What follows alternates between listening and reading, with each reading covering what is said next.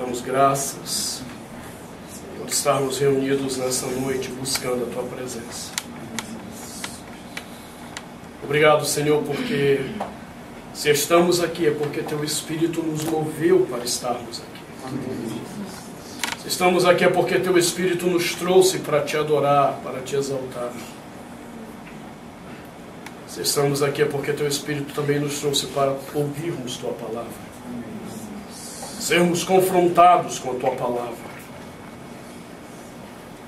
Então concede-nos a graça, Pai, de ouvirmos Tua voz nessa noite, para a glória de Jesus, nosso Senhor e Salvador. Amém. Amém. Podem sentar.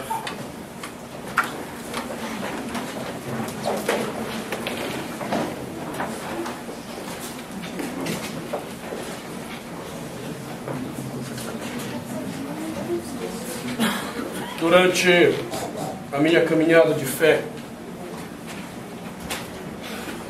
Deus me deu o privilégio de conhecer e conviver com homens muito piedosos. Só para avisar, ele tem cadeira ainda aqui, caso queiram. Vamos esperar que todos acomodem.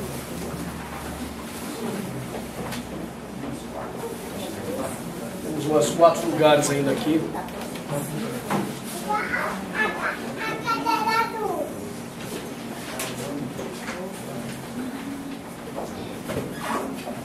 Então, como eu dizia, Deus me deu essa oportunidade de conviver com homens muito piedosos e muito crentes. E um desses homens foi o Dr. Gerhard von Groningen.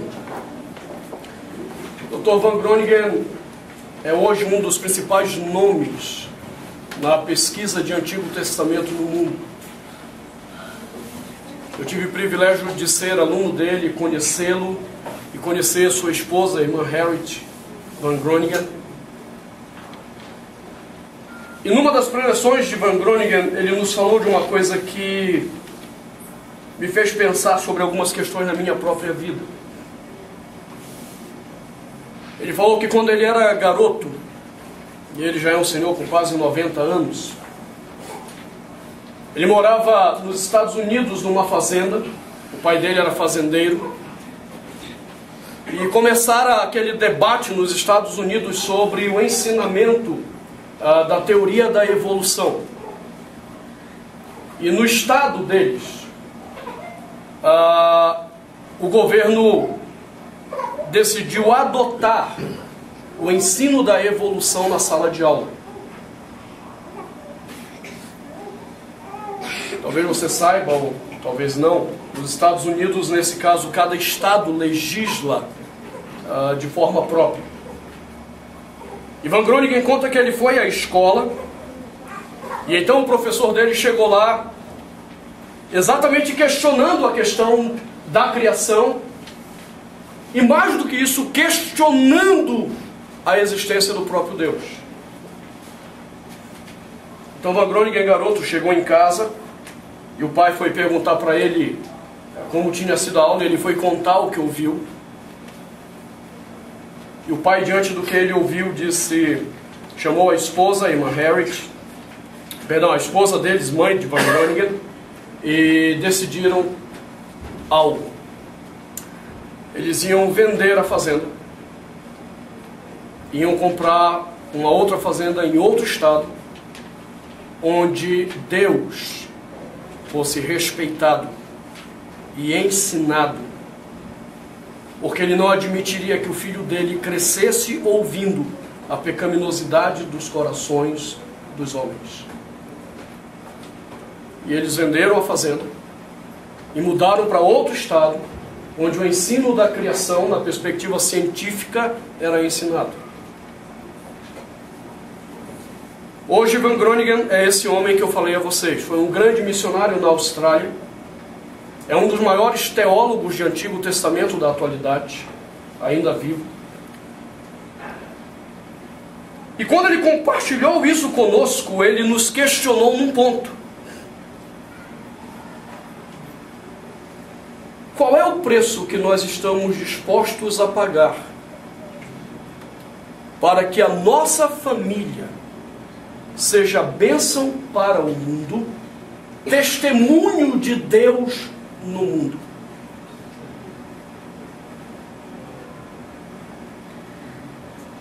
Essa é a pergunta que se coloca quando nós estamos examinando hoje o capítulo 21. Nós temos examinado desde o dia 31 de dezembro essa narrativa da vida de Abraão, tentando entender um princípio básico de vida.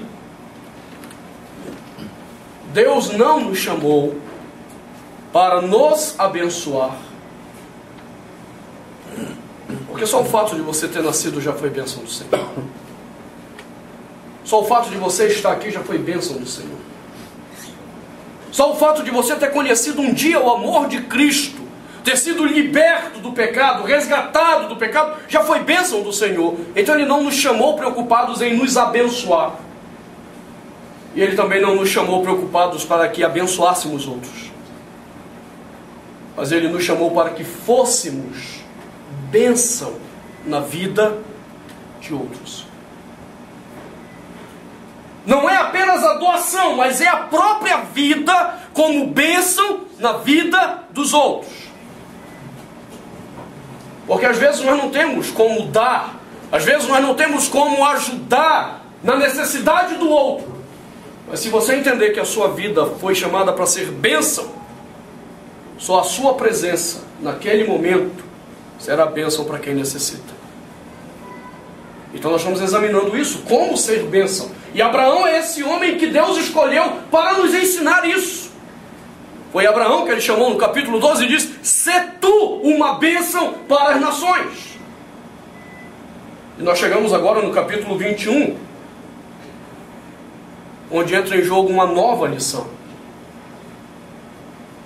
Deus havia feito uma promessa de que Abraão na velhice seria pai. Com 100 anos. Às vezes eu ouço algumas pessoas dizendo: "Não, pastor, mas naquela época o calendário era outro. Não dava 100 anos." De fato, não dava. O calendário que eles seguem até hoje é o calendário lunar. Ele não dá 100 anos, ele dá 99 anos. É a diferença do calendário lunar para o solar. Em 100 anos é a diferença de um dia, de um ano. Ele era velho, não tinha mais condições de ter filho. Sua esposa, 90 anos. E ela não creu, eu vou ser mãe na velhice. E o capítulo 21 diz então que Deus cumpriu essa palavra. Sara, na velhice, engravidou de seu filho Isaac. E a questão agora é: o que eu farei com esse filho? Eu o criarei para quem ou para o quê? Sabe aquela perguntinha que o papai e a mamãe gostam de fazer para o filho quando ele já está entendendo alguma coisa? Meu filho, você vai ser o quê quando crescer? Aí os pais se orgulham quando o filho diz assim: eu vou ser médico. Eu vou ser engenheiro. Eu vou ser agrônomo. Qualquer coisa. Até político o pessoal acha bom. Eu vou ser político. Olha que beleza, vai ser político. A gente até se alegra com isso. Você sabe por quê? Porque nós não estamos pensando que a nossa casa, ela existe para ser bênção para o mundo. E então nós educamos os nossos filhos para que eles aprendam a viver. Eu ouço muito de pais que eles estão educando seus filhos para a vida. E aí está a grande besteira que a gente faz. Porque biblicamente eu não sou chamado a educar meu filho para a vida. Eu sou chamado a educar meu filho como testemunho de Deus para o mundo. É isso que Isaac vai representar para Abraão e Sara. Ele é testemunho de Deus o mundo. Então o que você está disposto a investir para que a tua casa seja testemunho de Deus para o mundo?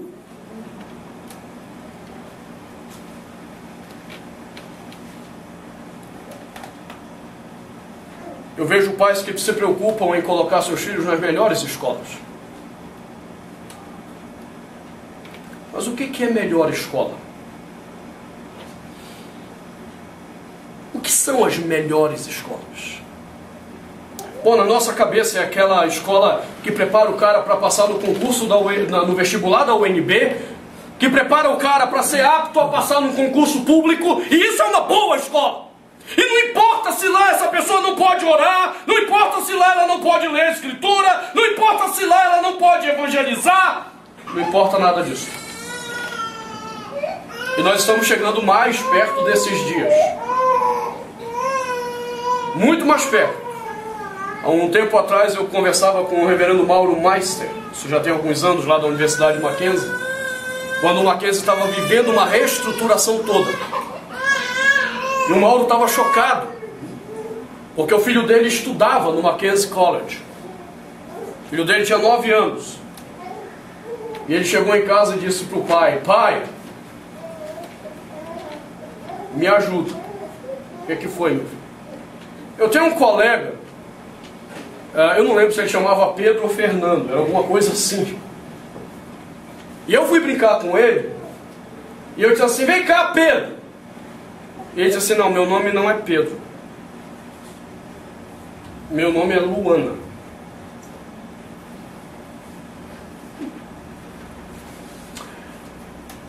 E os pais aceitavam.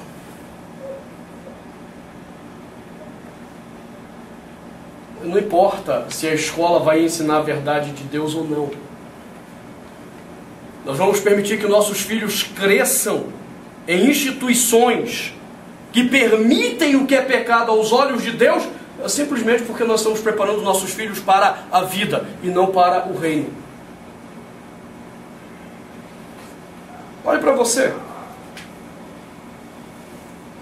Você pagaria o que o pai do Van Groningen pagou para ter um filho instruído no caminho de Deus?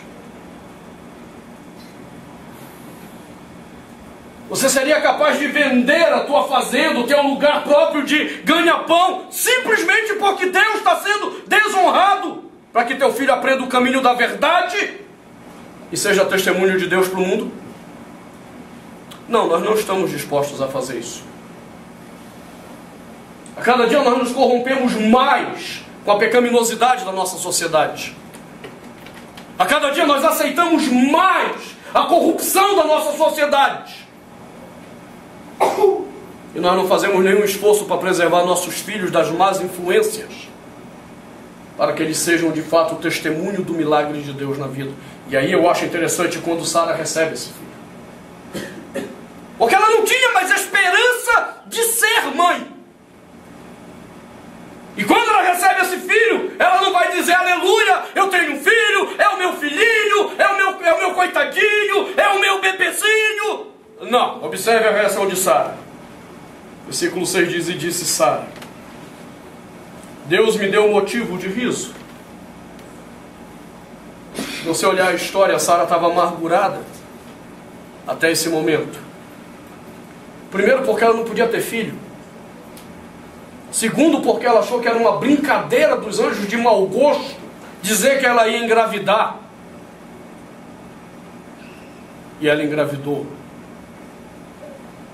E não só engravidou, a criança nasceu. Ela diz: joia, Deus me deu motivo de alegria. Esse é o conceito hebraico da expressão me deu motivo de riso. Eu estou alegre. Mas olha a segunda parte da fala dela: e todo aquele que ouvir isso vai se alegrar ou rir juntamente comigo. Por quê? Porque o meu filho será testemunho de Deus para o mundo. Sabe quando eu sou bênção na minha história? Quando a minha casa e os meus descendentes são bênção de Deus para o mundo. E eles não são bênção de Deus para o mundo porque eles são bem-sucedidos no mundo. A maioria dos descendentes de Deus no mundo, que foram bênção de fato para o mundo, não foram bem-sucedidos. Paulo morreu pobre, Pedro morreu pobre, todos os apóstolos morreram pobres. Leia as biografias dos grandes homens de Deus na história. E eles morreram perseguidos. Eles morreram na miséria. Mas a vida deles transformou o lugar por onde eles andaram. O conceito de ser bem-sucedido não é o conceito da palavra de Deus. O conceito da palavra de Deus de ser bem-sucedido é ser testemunha do milagre de Deus para o mundo. O que era Isaac? Testemunho do milagre de Deus para o mundo. Por meio de quem viria o Messias? Da descendência de Abraão. Uma descendência que não podia ter filho. E Deus toma o impossível e dá testemunho do poder dele para o mundo através dessa criança. Como é que eu quero ser bênção para o mundo? Como é que eu quero ser bênção de Deus na vida das pessoas, se eu não tenho cuidado da minha família para que ela seja testemunho do milagre de Deus para o mundo?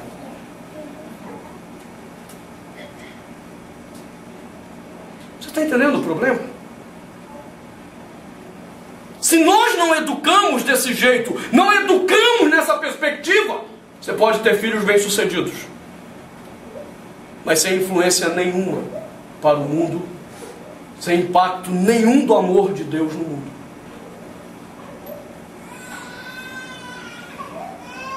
E o que é pior, ainda tem pais que, se o filho disser quero ser pastor, que é isso, meu filho? Paga essa besteira.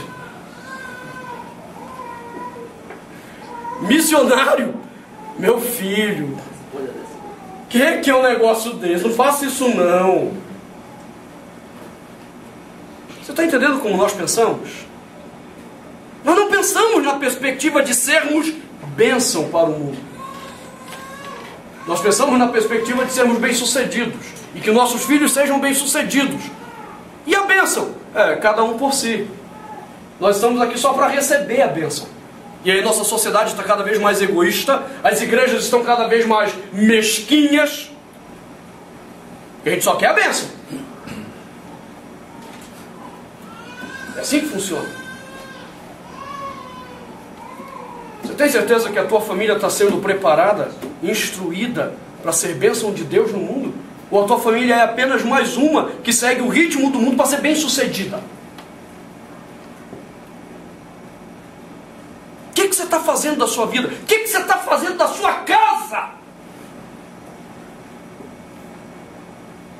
Você está querendo que os outros se alegrem pelo milagre de Deus que se vê diariamente na tua casa? Ou você está querendo apenas que os outros vejam a glória do sucesso da sua casa? O que você está querendo? A primeira alternativa revela Deus e glorifica a Deus. A segunda revela o seu coração podre, cheio de pecado, mesquinho, egoísta. O que você está querendo com a sua família?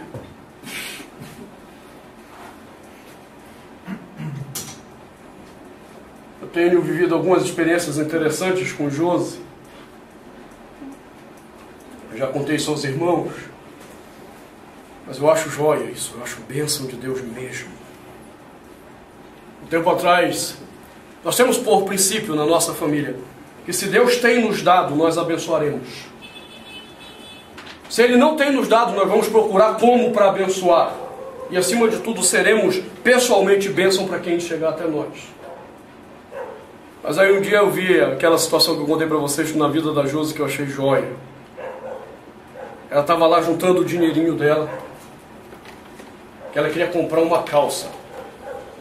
A mulher tem dessa coisa, você pode até dar, o marido pode até dar, mas ela se sente bem quando ela pode juntar um dinheiro e ela ir lá comprar, né? Por isso que a minha mulher tem a mesada dela, ela vai lá, tá aqui a mesada, e ela estava juntando esse dinheiro. Deus. Quando o dinheiro tinha completado, aí ela ouviu aquela voz do Senhor: pega esse dinheiro e dá para o missionário Enio. Está aqui o Enio. E a minha esposa parou lá no closet do quarto e ficou. E ela ficou com aquilo. Ela foi tomar banho. E a voz continuou perturbando: pega esse dinheiro e dá para o missionário. Aí eu cheguei no quarto e ela olhou para mim e disse assim: aconteceu isso aqui. Eu acho que a esperança dela é que eu dissesse: não, é coisa da tua cabeça. Eu olhei para ela e disse assim: o que é que você está esperando? Vai dar o dinheiro aí. E ela pegou com alegria e deu. Você está entendendo? Quando você está instruindo a tua casa para ser bênção e testemunho de Deus para o mundo, você não vai ter dificuldade de obedecer quando Deus exigir algo de você. Agora, se você está treinando a tua casa para ser bem sucedida, não, que é isso, cara? Isso aqui eu jogo na poupança, vai dar tanto de rendimento, mais alguns 200 anos eu consigo comprar um carro. Nosso pensamento é mesquinho mesmo, porque nós pensamos na perspectiva do sucesso e não na perspectiva de sermos uma casa que abençoa o mundo. Eu quero ver meu filho, eu estou olhando ele crescer. Nós temos tentado instruí-lo nesse sentido, desde cedo. Entenda, não vou ser um pai frustrado se meu filho chegar e disser: pai, Deus quer que eu seja um missionário. E tem mais um detalhe: Ele quer que eu seja um missionário lá em zonas de perigo, com crianças abandonadas, com famílias que passam fome. Eu sei qual vai ser o futuro do meu filho: dor, sofrimento, fome. Por que isso não vai me perturbar? Porque eu sei que ele vai estar servindo de testemunho do amor de Deus para o mundo. Eu vi isso na minha vida. Se eu estou hoje cuidando da vida de vocês como pastor, é porque um dia meus pais entenderam isso. E de uma forma muito forte a minha mãe, quando houve a separação dos meus pais, isso foi muito claro na vida da minha mãe. Deixa eu contar para você um pouquinho da minha trajetória, para você não dizer que nem o Michael Kyle, que a única coisa que dava para eu fazer na vida era ser pastor, porque não dava para fazer outra coisa. Esses dias eu vi um episódio do Michael Kyle, Eu, a Patroa e as Crianças, em que o filho dele fez um teste na escola e chegou ao resultado e tinha tirado 1.600 pontos de 1.600 pontos. Aí eles ficaram muito felizes, porque o filho tirou a nota máxima. Se você acompanha o seriado, sabe que o filho dele é meio lesado das ideias. E eles disseram: nossa, ele é um gênio!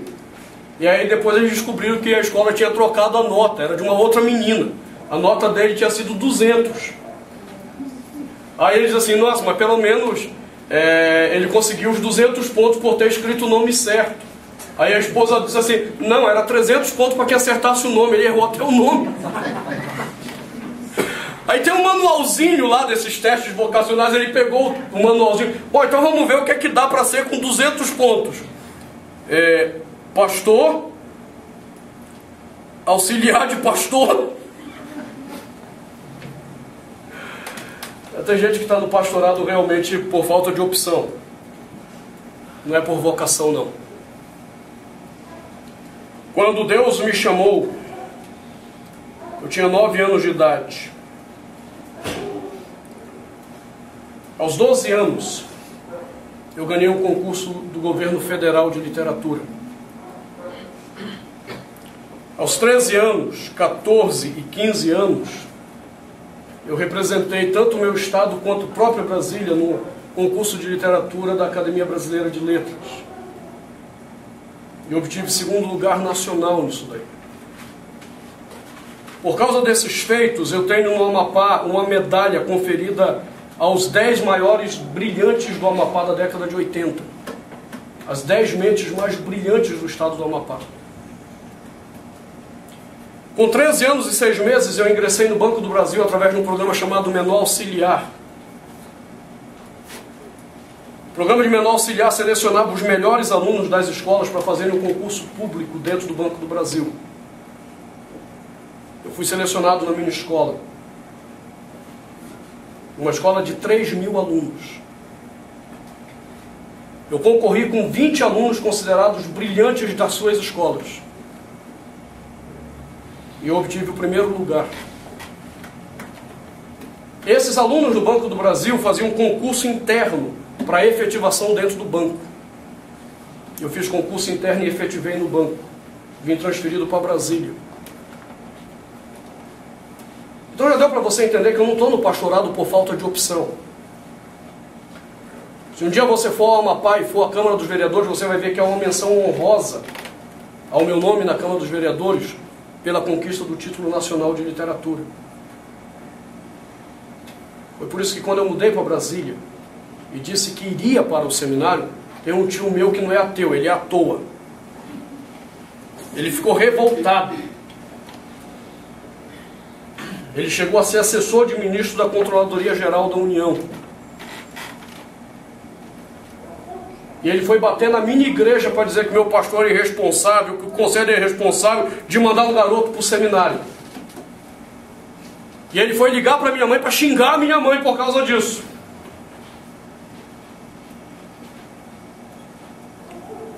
Quando minha mãe faleceu, vocês viram o vídeo dela no culto de 7º dia.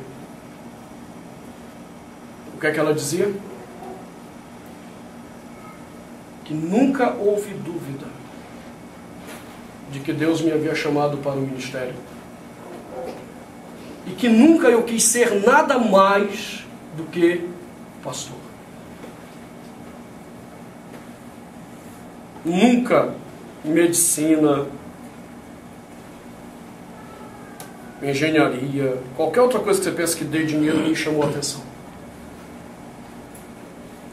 Eu não tive uma mãe que disse para mim, não, meu filho, que é isso, ser pastor? Não. Sempre houve um incentivo. Porque tanto ela quanto o meu pai não nos criaram para serem bem-sucedidos no mundo. Ainda que eu possa dizer a você com toda tranquilidade que tudo que eu fiz na minha vida, até ir para o seminário, eu fui bem-sucedido. Mas meus pais nos criaram para testemunho de Deus no mundo. Como eu vejo isso? Meu irmão, pastor Alex. Como eu vejo isso?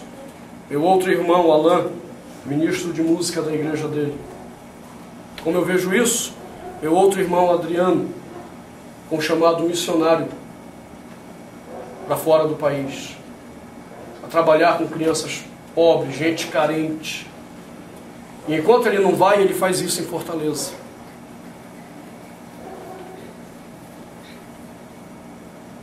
Você está entendendo? Na perspectiva de muitos, meus pais nos ensinaram para... coitados, fracassados. Coitado, pastor, missionário, né? Mas o que era bonito ainda é ver isso, era ver isso em mamãe e ver isso ainda em papai. A alegria dele porque os filhos cumpriram o papel de ser testemunho de Deus para o mundo. Eles falharam pessoalmente em ser, uma família como testemunho para o mundo. O que Deus quer de mim não é apenas que meu filho seja um testemunho para o mundo. Ele quer que a minha casa seja testemunho para o mundo. Lembra de Josué? Ok, vocês podem escolher quem vocês quiserem. Vocês podem seguir aonde vocês quiserem. Agora, eu e a minha casa serviremos ao Senhor. Você está entendendo? Você está preparando a tua casa para quê? Para servir quem? Para servir o quê? Sara olha e diz: as pessoas vão se alegrar comigo, porque Isaac é testemunho do amor de Deus para o mundo. E a última frase dela é mais bonita ainda. Ela acrescentou dizendo: quem teria dito a Abraão que Sara amamentaria um filho? Pois na sua velhice lhe dei um filho. Ele é sinal de bênção de Deus para o mundo. E quando eu vejo crentes com os filhos todos destrambelhados, minha primeira pergunta é: educar esse filho para quem ou para o quê? Entenda, eu não vou ficar decepcionado se meu filho quiser ser médico. Eu vou ficar decepcionado se ele quiser ser médico para ganhar dinheiro.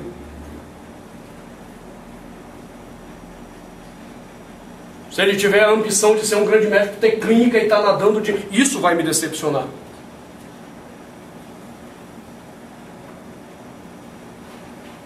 Você está entendendo?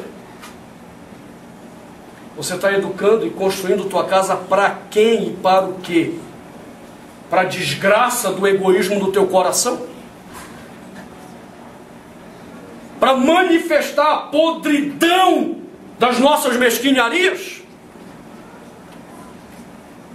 Ou você está educando sua casa para ser testemunho de Deus para o mundo? Quando sua casa for testemunho de Deus para o mundo, você terá sido uma bênção. Enquanto sua casa não for um testemunho do amor de Deus para o mundo, você continua infantil na sua caminhada espiritual. Feche seus olhos. Vamos orar ao Senhor.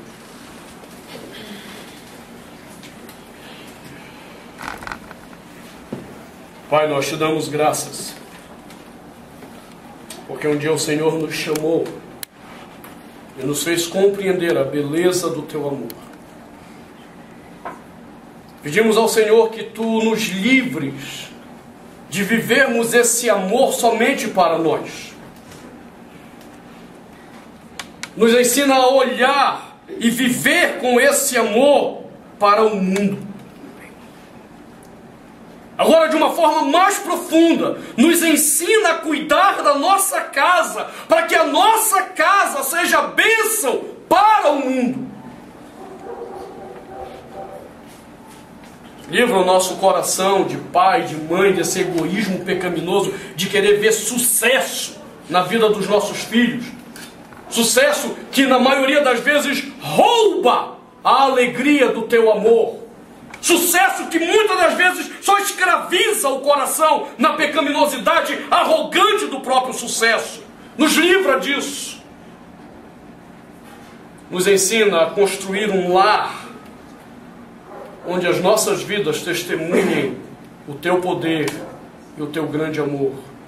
Para que a nossa vida seja um testemunho do milagre de Deus para o mundo através de Jesus.